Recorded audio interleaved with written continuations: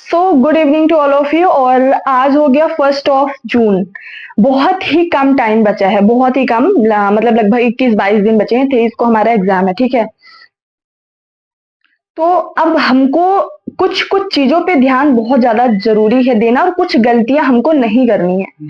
जैसा कि मैं देख रही हूँ अपने मेंटोरशिप बैच में भी, जो स्टार्टिंग से जुड़े हुए हैं उनके साथ भी, और जो अभी ऑलरेडी जो कल से यानी 2 जून से स्टार्ट होने वाला है, वो 21 दिन का वो एकदम पैकेज होगा, फुल ऑफ पैकेज होगा। उसमें आपको नए टॉपिक के कंटेंट, 21 टेस्ट और पूरा एनालिसिस करके आपको बताया जाएगा। जो भी मैं भेजूंगी वो आपको एनी हाउ पढ़ना होगा। अगर कल वाले जो स्टार्ट नया बैच जो 21 दिन का सिर्फ स्टार्ट हो रहा है उस पर आपको ऐड होना हो तो ऐड हो सकते हो। टेलीग्राम आईडी है, ठीक है, कमेंट बॉक्स में पिन है, उसमें आप इंक्वायरी करके ऐड हो सकते हो हमारे नए 21 दिन के बैच में। सुनो, अब आपको क्या क्या गलतियां नहीं करनी और किन चीजों पे फोकस करना है। बहुत मैं देखती हूँ और हमेशा से देखती आई हूँ, मेरा खुद का एक्सपीरियंस है। जो बच्चे, अब जो आपके पास है, जो भी किसी भी सोर्स से आप पढ़ रहे हो, सिर्फ उसी पे चिपके रहो, मधुमक्खी के छत्ते की तरह सिर्फ मतलब चिपके रहो, ठीक है। अब आपको कहीं भी इधर उधर भटकने की जरूरत नहीं है।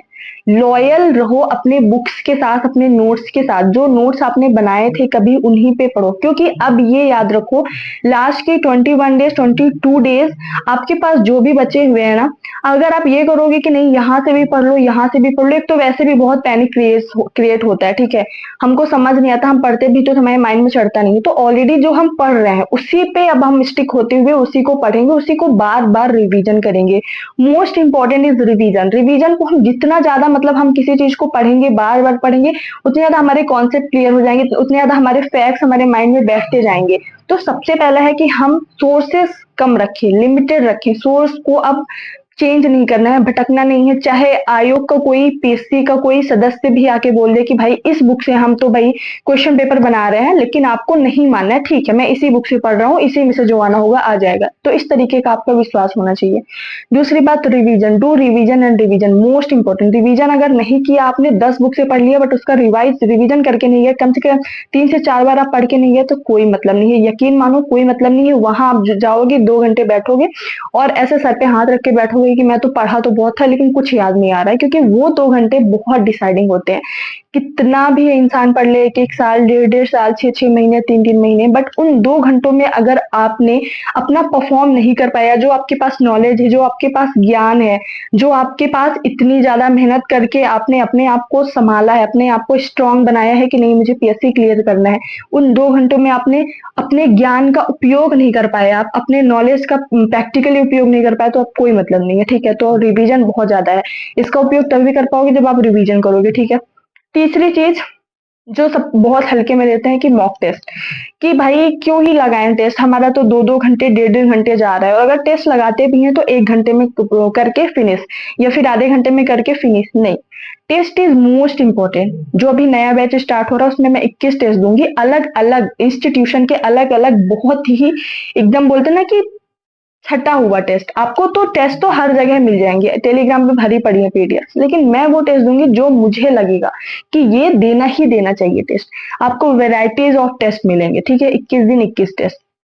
तो टेस्ट इतना ज्यादा जरूरी हो जाता है। बोलते हैं ना कि आप कितनी भी पढ़ाई कर लो, अगर आप प्रैक्टिस नहीं कर रहे, आप टेस्ट नहीं लगा रहे हो, तो फिर उसका कोई मतलब नहीं है। तो सेम थिंग है, आपने पढ़ लिया है, एमपीजी के अच्छे से पढ़ ली है, लेकिन अगर आपने उनके प्रैक्टिस नहीं किए हैं, आप फुल लेंथ टेस्ट नहीं लगाए, 100 क्वेश्चन का टेस्ट नहीं लगाया, आपने एनालिसिस नहीं करा, आपने लॉजिक मेथड नहीं लगाया, आपने एलिमिनेशन मेथड का यूज करना नहीं सीखा है, आपने इजी क्वेश्चन को भी, सिली मिस्टेक्स अगर आप कर देते हो वो नहीं सीखा है, या फिर आपने जो टफ क्वेश्चन है उनको कैसे डील करे वो नहीं सीखा है, 2 घंटे में सारे के सारे क्वेश्चन कैसे लगाया है वो नहीं सीखे हैं, 2 घंटे में आप प्रॉपर गोला भी भरना है, प्रॉपर क्वेश्चन भी सॉल्व करना है, फर्स्ट राउंड में कितने क्वेश्चन, सारी चीजें आपको सीखनी रहती हैं, 2 घंटे में आपको करना रहता है। तो उसके पहले आपको टेस्ट के थ्रू ही आप सीखोगे। तो टेस्ट इज मोस्ट इंपॉर्टेंट, ठीक है। फर्स्ट मैंने बताया कि आपको लिमिटेड सोर्स अब जो है वहीं पे पढ़ो, वहीं पढ़ो और वहीं पे रहो, ठीक है। सेकेंड है आपको रिवीजन। थर्ड है आपको mock test is most important. Fourth and बहुत ज्यादा इंपॉर्टेंट है कि आपको अब स्ट्रॉन्ग एंड पॉजिटिव रहना है, लोगों से कट ऑफ करो। मतलब कि होता है ना कि यहाँ से भी फोन करके पूछ लिया क्या पढ़ रहा भाई, यहाँ से भी पूछ के फोन करके पूछ रहा कि अरे मेरा इतना हुआ तेरा कितना हुआ।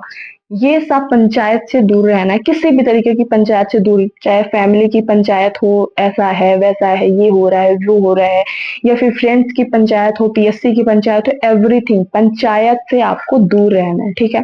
एनी हाउ अपने आप को कट ऑफ करना है इन 21 दिन में, ऐसा मान के चलना है मैं अकेला हूँ, मेरे साथ अभी कोई नहीं है। हेल्दी फूड अच्छे से, नॉर्मली अच्छा खाना, ज्यादा पानी पीजिए, गर्मी बहुत पड़ रही है, बहुत ज्यादा गर्मी पड़ रही है। और आप कोशिश ये करें कि जब भी आप टेस्ट लगाएं तो सुबह 10 बजे उठ के टेस्ट लगाएं, ठीक है। ये बहुत ज्यादा इंपॉर्टेंट है। और 21 दिन बचे हुए हैं, लगभग 22 दिन बचे हुए हैं, तो 21 दिन में एटलीस्ट आपके 21 टॉपिक या 22 टॉपिक या 30 टॉपिक ऐसे हों जिनमें आप पूरा अपना एफर्ट डालें और उनसे कोई क्वेश्चन है तो गलत नहीं हो। जैसे मैंने इंपॉर्टेंट टॉपिक की लिस्ट बताई है आप लोगों को, वीडियो जाके देख सकते हैं, वो कर दीजिए, ठीक है। वो अच्छे से आपका कंप्लीट होना चाहिए। अब आपको 80 एंड 20, 80-20 रूल पे आपको खेलना पड़ेगा कि 80% सिलेबस ऐसा होता है कि आता है नहीं आता है उसकी कोई गारंटी, लेकिन उन 20% या फिर मैं बोलूंगी कि 30% सिलेबस ऐसा होता है कि जहां पे आपने जिन जिन टॉपिक्स पे नजर मारी वहां से क्वेश्चन आने ही आने। एग्जाम्पल के लिए जनगणना, नदियां, खनिज, इनसे क्वेश्चन आना ही आना है। इवन जनगणना से, नदियां से 2 से 3, 3 से 4 क्वेश्चन आते हैं, ठीक है। करंट अफेयर्स का कुछ पोर्शन हो गया कि करंट अफेयर्स के कुछ पोर्शन में आते ही आती हैं चीजें, ठीक है। तो इस तरीके से आपको पूरा अपने शेड्यूल को बांटना चाहिए। वो कुछ शेड्यूल, जैसे एक दिन का पूरे शेड्यूल को बांट लो कि भाई एक दिन में मैं 2 से 3 घंटे, 4 से घंटे रिवीजन करूंगा, 2 से 3 घंटे में इंपॉर्टेंट टॉपिक्स पे ध्यान दूंगा, 1-2 घंटे या 2.5 घंटे में टेस्ट पे लगाऊंगा अपना पूरा दिन, ठीक है। फिर उसके बाद जो भी बचा आप प्रैक्टिस करो अलग से, या फिर जो भी आपका पोर्शन वीक है टेस्ट के अकॉर्डिंग एनालिसिस करो और उस पर ध्यान दो। तो इस तरीके से अगर आप अपने आने वाले दिनों को, 21-22 दिनों को अच्छे से अगर आपने बांट लिया सिस्टमेटिक वेज में और अच्छे से टेस्ट लगाया, पॉजिटिव होके अपने आप पे विश्वास करके कि मेरा नहीं होगा तो किसका होगा, एटलीस्ट आप ये विश्वास तो करो कि आपका नहीं होगा तो किसका होगा। और ये विश्वास तब आएगा जब आप सच में हार्डवर्क कर रहे होगे, सच में मेहनत कर रहे होगे और सच में सही पाथ पे चल रहे होगे, भटक नहीं रहे होगे कि इस बुक से भी पढ़ लो, उस बुक से भी पढ़ लो। जो पकड़ा उस बुक को, उसको हमेशा से पकड़ के अब चल ही रहे होगे, ठीक है। उसी की उंगली पकड़ के चल रहे होगे। अगर आप भटक गए कि नहीं इसको भी फॉलो कर लिए, इसको भी फॉलो कर लिए, ठीक है, ये बता रहा है, कोई गाइड कर रहा है तो इनको भी कर लो, उनको भी कर लो, तो फिर आप ना बहुत, आपका माइंड ना एकदम हेक्टिक माइंड हो जाएगा। हेक्टिक शेड्यूल आप बना लोगे, टाइट शेड्यूल बना लोगे, जिसे आप फॉलो भी नहीं कर पाओगे। प्रैक्टिकली शेड्यूल अगर हम नहीं बनाए, फॉलो नहीं करें, तो नॉर्मल सी बात है आपको डिमोटिवेशन आना चाहिए, ठीक है। आई होप कि आपको मेरी सारी बातें समझ आई हूँ और ऑल द बेस्ट सभी को। बहुत अभी टाइम है, 21 दिन का अगर अच्छे से यूटिलाइज कर दिया तो बहुत टाइम है, यकीन मानो बहुत टाइम है। 50 पे होगे तो आप 70 पे आओगे। 20 क्वेश्चन पे काम करना है 21 दिन, ठीक है। तो आई थिंक आप लोगों को बहुत ज्यादा हेल्प मिली होगी। अगर हेल्प मिली हो तो कमेंट करके बताएं, लाइक करके जरूर बताएं। Thank you so much. जय हिंद, जय भारत।